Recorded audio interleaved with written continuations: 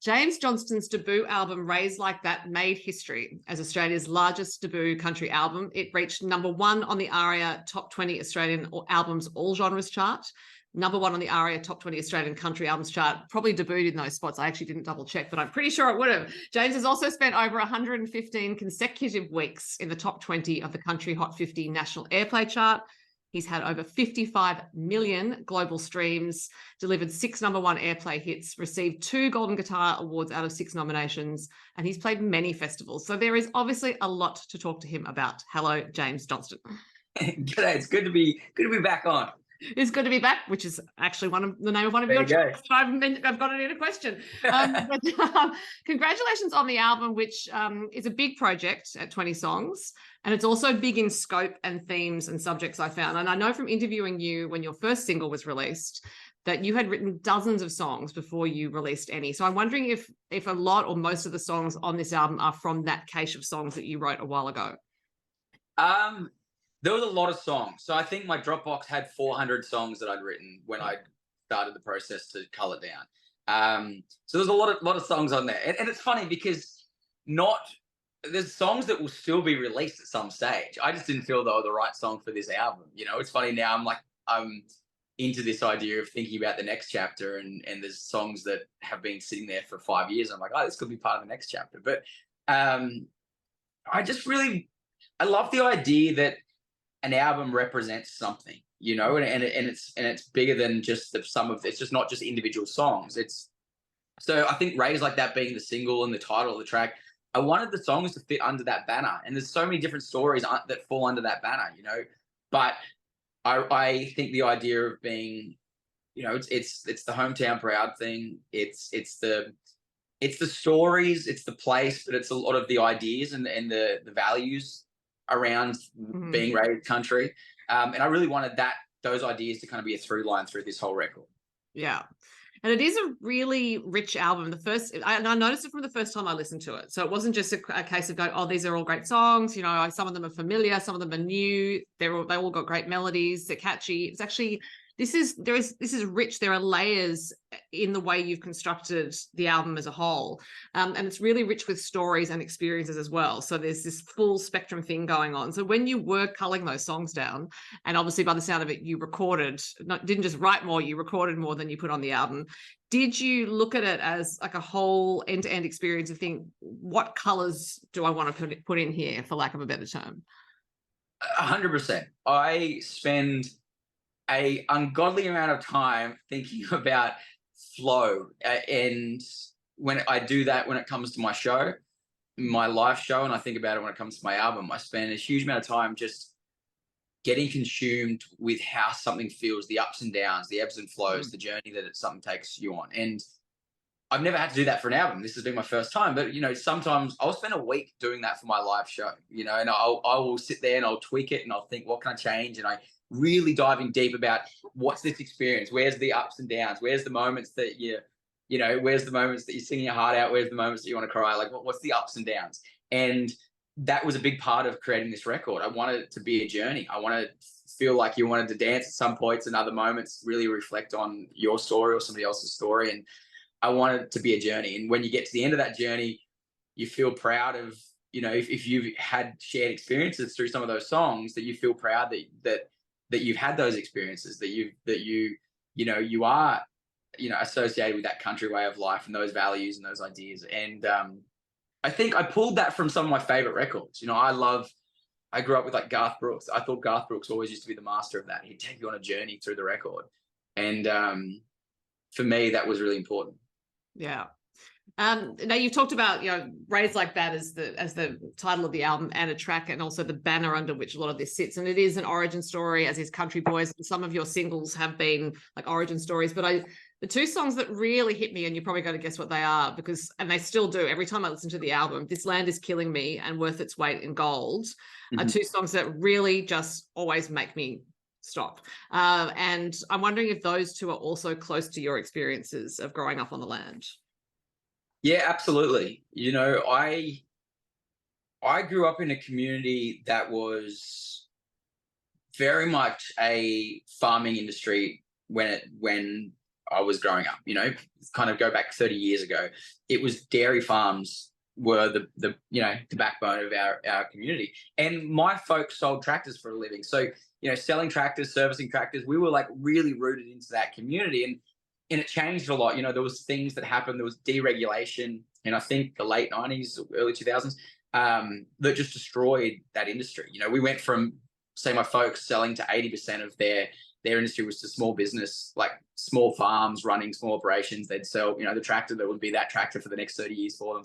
Yeah. That just all went away, and it ended up becoming, a lot of Sydney money came in. It became hobby farmers, and the industry that was so massive around that community that was just decimated. So those ideas of like worth its weight in gold, like somebody coming in to buy a property that doesn't really know the true value of the land because it's been in the family for generations, but they're forced to sell that land because they can't survive on the land. They can't run their little business anymore.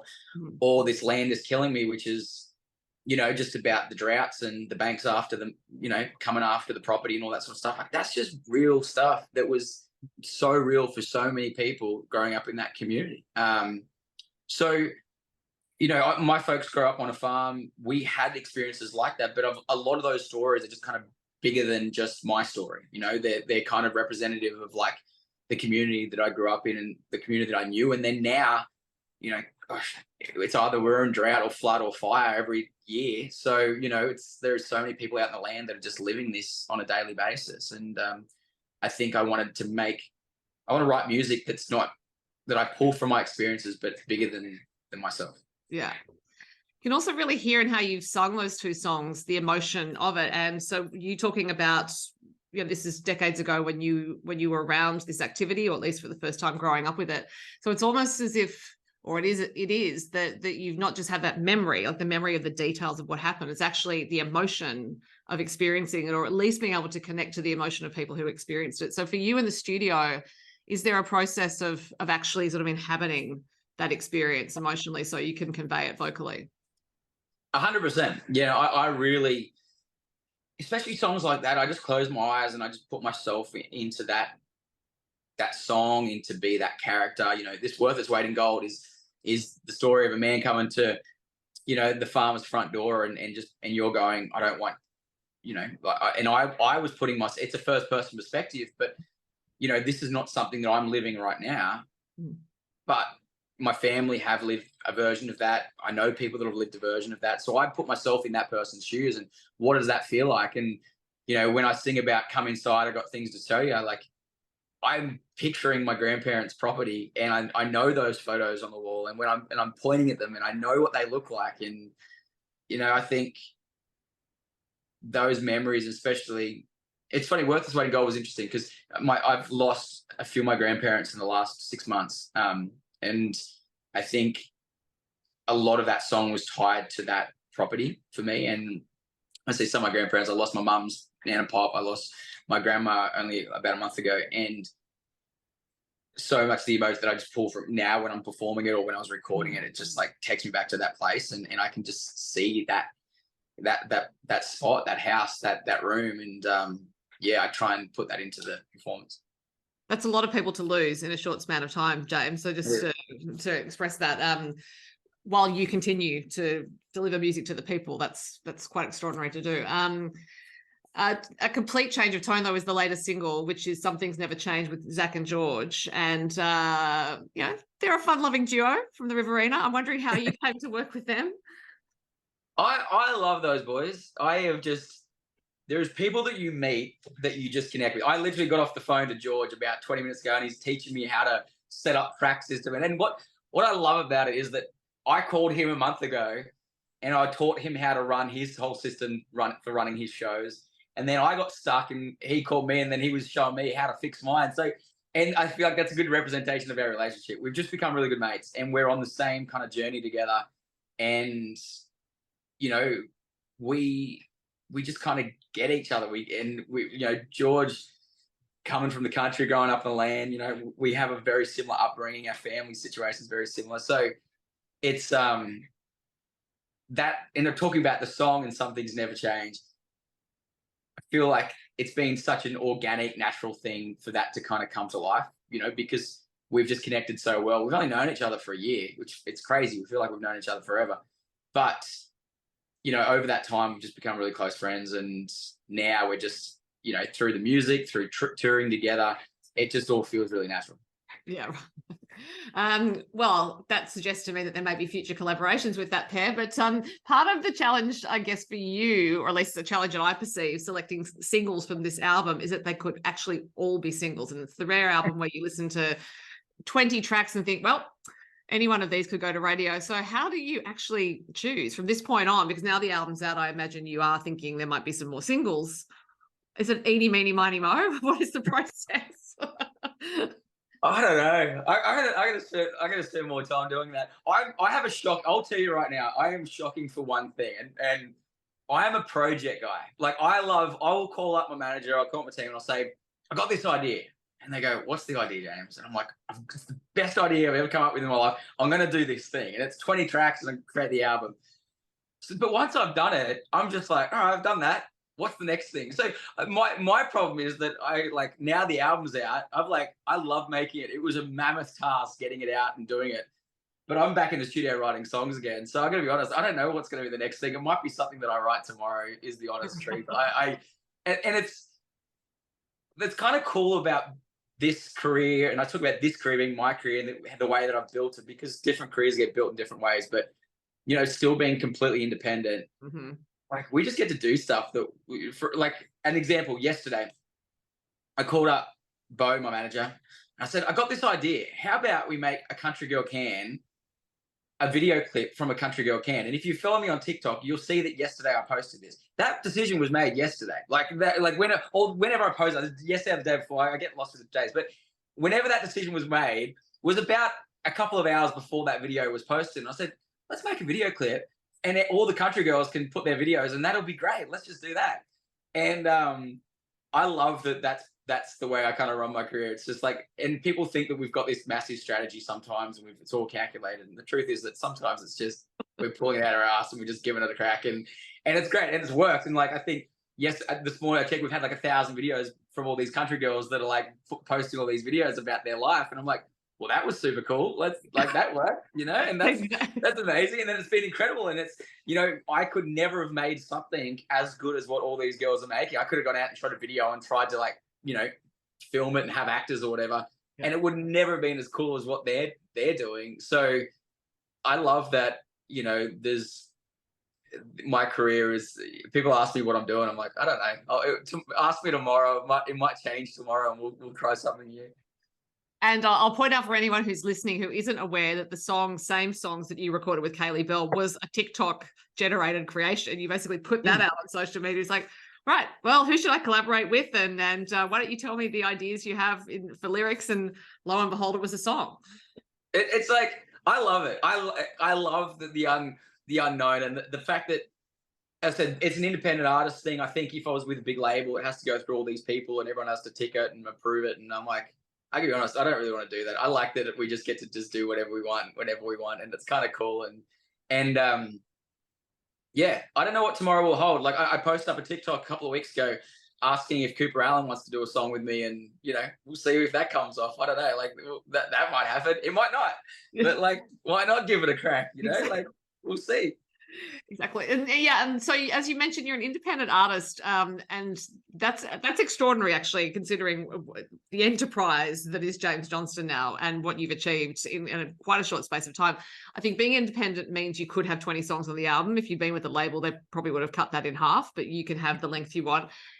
Being independent obviously would come with its challenges, because you do have to be the CEO of James Johnston as well as being the artist, but clearly it does suit you. Yeah, like I'm really lucky. So my manager, Bo, is like, we are a team, like absolutely, you know, and it's the two of us that are running the ship, you know, simultaneously. And we both talk many times a day, and there are certain things that he handles and I handle certain things. And it's just, but it's a really small team, you know, very small. We you know, we have Jules helps us out with the radio stuff. Like we've got a few people that help us out, but at the core of it, it's me and him that kind of do a lot of the work.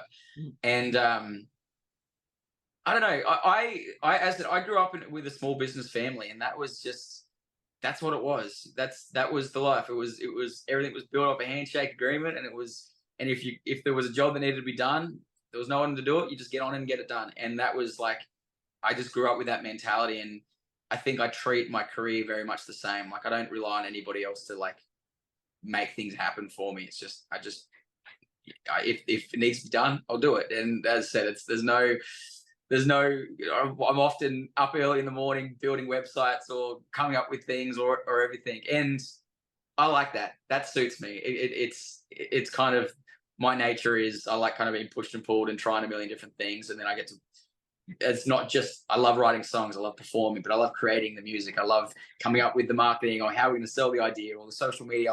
I like all that. I like that I get to be pulled in a million different ways. Yeah. Well, then you are in the perfect place for you.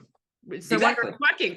But back to the substance of the album, because I have more questions. The balance on this album is I think there's light and dark, there's good and bad, but the underlying theme for me is the reward that comes from really paying attention to life, to what's going on around you and appreciating what you have. I think that's the thread that I can perceive in all these songs, because there's so much detail and the way you've sung the songs, you're so present in the material. So they are songs of detail and not broad strokes, as another way of putting it. I'm wondering if you've always had that appreciation for detail and for life, really.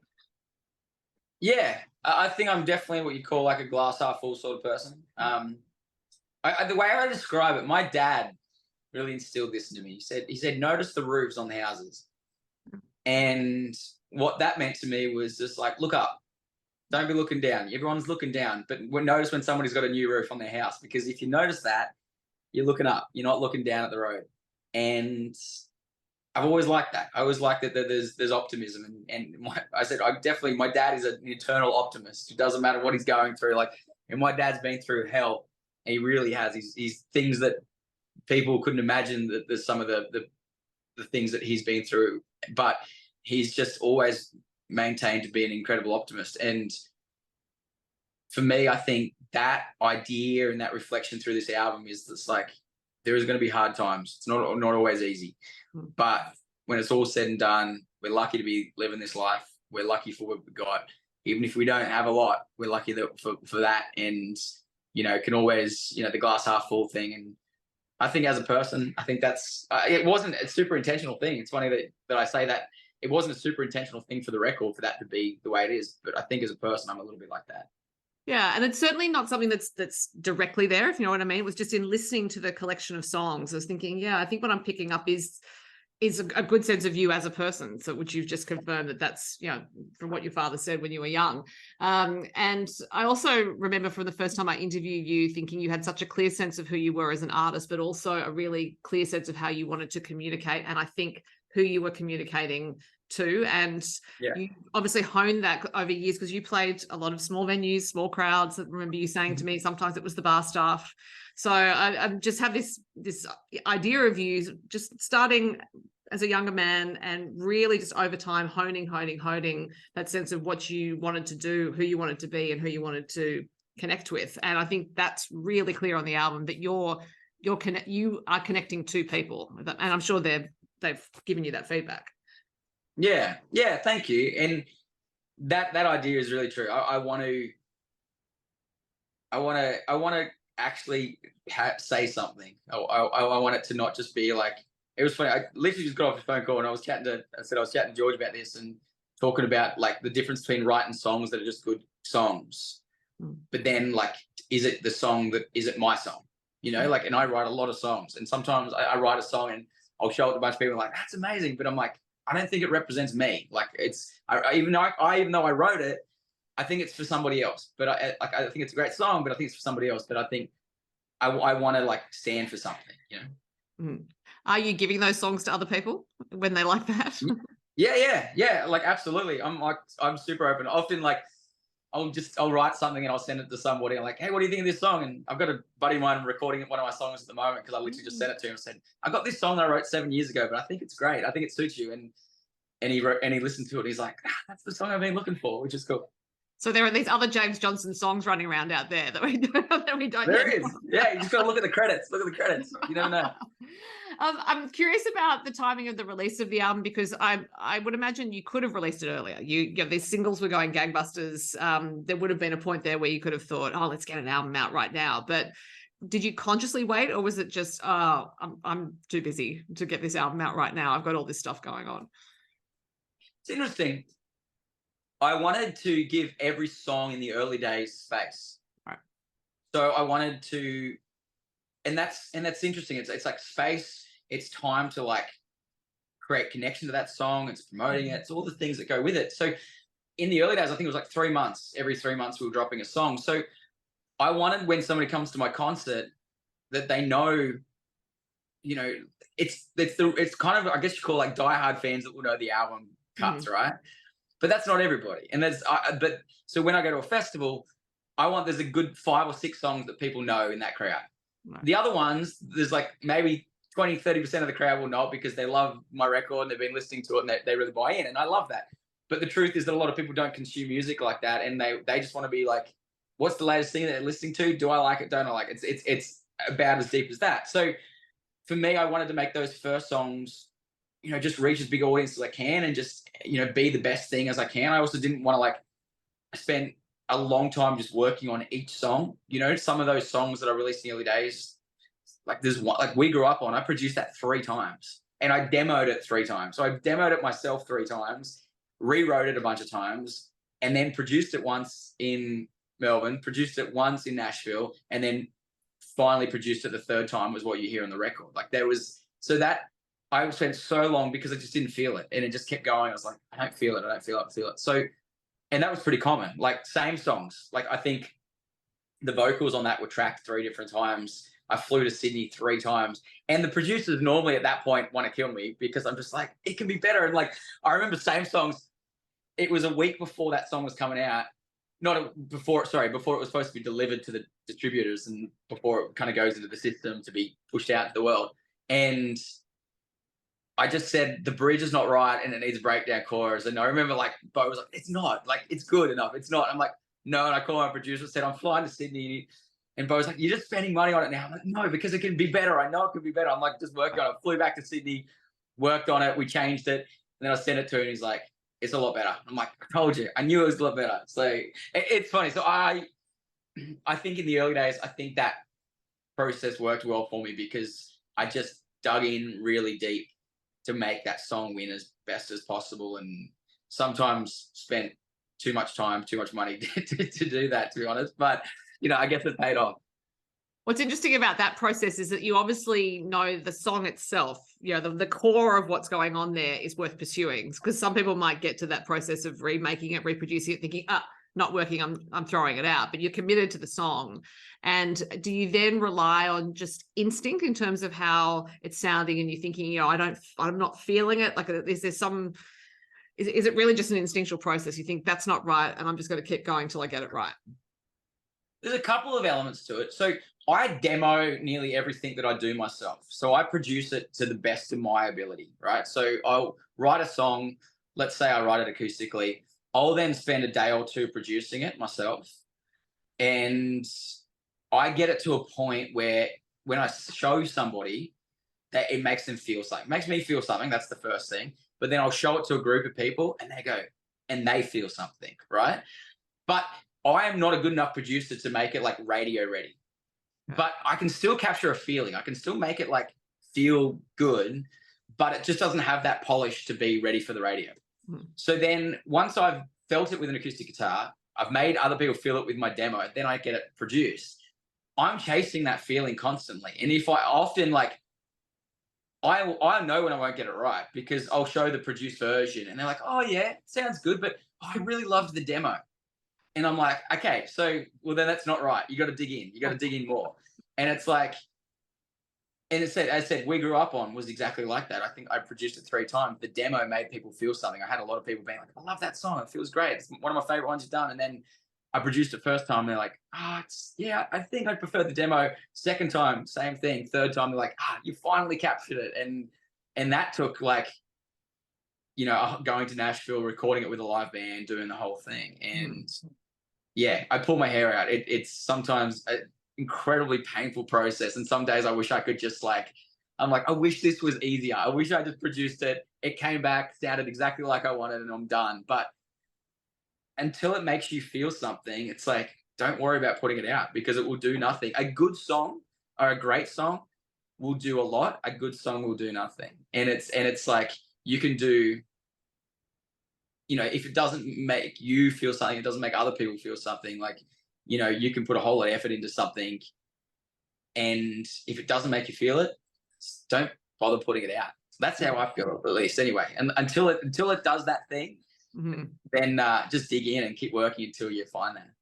I think it's also, you know, your commitment to want the best for the song. You know, you again, back to that commitment to the core of the song. You know, it's a great song. You've got to do the best by it. And you also want to do the best by your audience.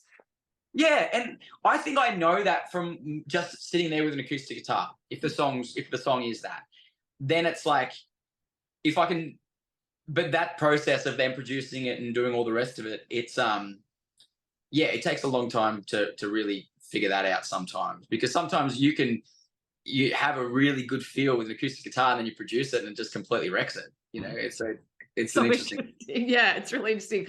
Now you had an extraordinary almost 2 years because you had a run of singles out, and then you had 6 Golden Guitar nominations, which was the most number of nominations for the awards earlier this year. And then you headlined Trek, which is the largest venue at the Tamworth Country Music Festival, largest venue in Tamworth. Again, no album. It was off the back of singles and the audience that you'd grown.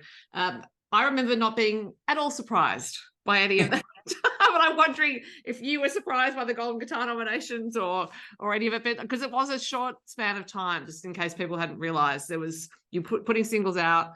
Often someone won't have a headline show at the Trek until they've had like a couple of albums and a few other tours and all that sort of stuff. Yeah, like I was first off, the Golden Guitar is 100% surprised, because nobody even told me that I'd put, like, so I didn't handle, like, one thing I'm not good is I'm not good at like the paperwork and all the logistics. Like, that is just not me. My mind runs at a million miles an hour most of the time, and sitting down and doing that stuff is just not for me. So Bo did all that, and he submitted all the songs for the Golden Guitars. He didn't tell me he did any of that. So all he told me was like, hey, at 9 o'clock, just tune into the Tamworth Country Music Awards thing. So I'm sitting there going, yeah, and I'm like, I'm getting ready. And I honestly hadn't like put that much thought into it. And then the first one comes up and I'm on there, like, I'm on the first one. And then the second one, the third one, and the fourth one. I think the first 4, I was like in the awards, and I'm like freaking out because I'm like here trying to get my kids ready to go to school and everything like that. And I was not ready for it. So that was kind of cool. And then I think the Trek was terrifying. That was the scariest moment in my career up to date, was putting those tickets on sale. Not the performing. The performing was like, I was like, wait, let's do this. But actually, like, putting my first ticketed concert on sale and deciding that we're going to do it at the biggest venue in Tamworth was absolutely terrifying. I like, when I say that, it's like people talk about it being exciting. I was so nervous that morning, and I was at a songwriting camp, and I just couldn't focus on anything. And I was just so nervous because I was like, in the first 10 minutes if it's going to work, right? Like you truly do. So how many tickets you sell, and like I could see the updates coming through. And I think we had 1,000 pre-sale tickets that we had to sell was the aim. Mm. And I'd never sold a ticket before in my entire life. Like, never. I've done festivals, but the onus is not on me to sell a ticket at that. You know, it's like I perform, they book me, and all the ticketing that's not our responsibility. And I was seeing the updates, and like 10 minutes in, there was like 300 tickets sold, like 400, 500, 600. Then we got to like 50 minutes, and it was like 1,000 tickets sold. And we stopped pre-sale, and I was like, I just couldn't believe it. Like, I was on cloud 9, because I thought we might have sold, you know, like, I had no idea. I was like, imagine if we put this thing on sale at the Trek and we sold like 50 tickets, and the whole thing's a big failure, and like we've tried it. So yeah, that was stressful. Exciting, very exciting, but very stressful at the same time. How was the show in the end? It was phenomenal, amazing. Like my favorite show that I've ever done, because there is an energy of your own show that is just like, as I talk about at a festival, you know, there might be 100% of people, you know, maybe 90% will know Rays Like That or maybe same songs, and then there's like 20% or 30% that are core that will listen to the back catalogue of songs, right? Whereas at your own gig, that ratio is completely different. Like people are listening to the album, they're getting excited, they'll listen to the songs coming up to the concert. So it was phenomenal, and I'm so excited. Like I start my tour in a week's time, and just to know that we're doing that with that sort of energy, it's so good. Yes, you do have some of your own shows coming up. Wollongong, Tamworth, back to Tamworth, Rockhampton, Townsville, and Sunshine Coast. But I bet there have been some complaints about the places you are not playing, because that's only 5 dates. So are you thinking that you might add some dates next year? Definitely. Yeah, we're just taking it in bite-sized chunks a little bit because, as I said, there's a couple of reasons for it. One being like we're still talking about we're a really small team, so for us to put shows on at this kind of scale, these are big entertainment center shows, so it takes a lot. So we're kind of learning at the same time. I talk about my manager. He's the one that's running this whole thing. He's wearing a hat that normally 10 people would wear, and he's kind of doing it most himself. So we're just figuring a lot of this out as we go, and we're just trying to do it differently. And so once we've done these shows and we've delivered these shows the best way that we can, next year I'm definitely going to open up. We want to travel all around the country and take this experience all around the country. But it's just been doing it in little incremental steps. So because as I said, we're both just figuring it all out as we go, to be honest. Doesn't look like it from this side of things, but I imagine, yes, it is your first album and the first tour you put together. Now, one of the songs on the album is Good to Be Back, but I imagine that increasingly you're going to find it hard to get back either home or to where you grew up. So how are you thinking you're going to maintain balance in your life, I guess? Is it making sure you have time for creativity, for songwriting? Is it making sure you have time with your family and actually planning all of that? Or are you just going to go for it as much as you can? I've definitely learned I've got to be fairly deliberate about my time. Otherwise I just get swallowed up. I said before I started any of this career, before I even released Rays Like That or anything, that I want to bring my family on the journey. And so they come with me on a lot of gigs. So they, like Wollongong, like we'll all fly down first thing Friday morning. They'll all come with me, and it's stressful. Like I've got a 2-year-old toddler that's like freaking out on a plane and screaming his head off. Like it's not an easy decision, and it's for me or any of us to do this. But at the same time, it's like I don't want to live 2 separate lives of like my family's life and my life, So we just try and juggle it as best as possible. The second week of tour, my mum and dad are coming to look after the boys for 2 days. My wife's coming to Rockhampton and Townsville, and then we're all meeting up back in Brisbane, and we're staying together for 2 days with all my family and the kids. And so we really prioritize that in a big way to make it not just my experience and my tour and journey. It's like it's an exciting thing for the kids to be a part of. It's an exciting thing for my wife to be a part of. Like we're all in this together, and it's as I said, it's not always the easiest thing to juggle those two worlds, but I think it's really important that I do make that a really big priority. Mm-hmm. Well, people can see you on tour. Are you going to Tamworth at all? Because you're about to play Tamworth, so I imagine you may not be backing up for Tamworth during the festival. Yeah, I'm definitely going to be in Tamworth for the awards and everything like that, but probably not. I'm not putting on my own show in Tamworth this year. Yeah. Well, people will have to catch you before the end of the year, which is when you're playing there. And in the meantime, they can listen to Rays Like That, which is just such a great album. I'm listening to it constantly. James, as ever, so interesting to talk to you. Thank you very, very much for your time. Thanks so much for the chat.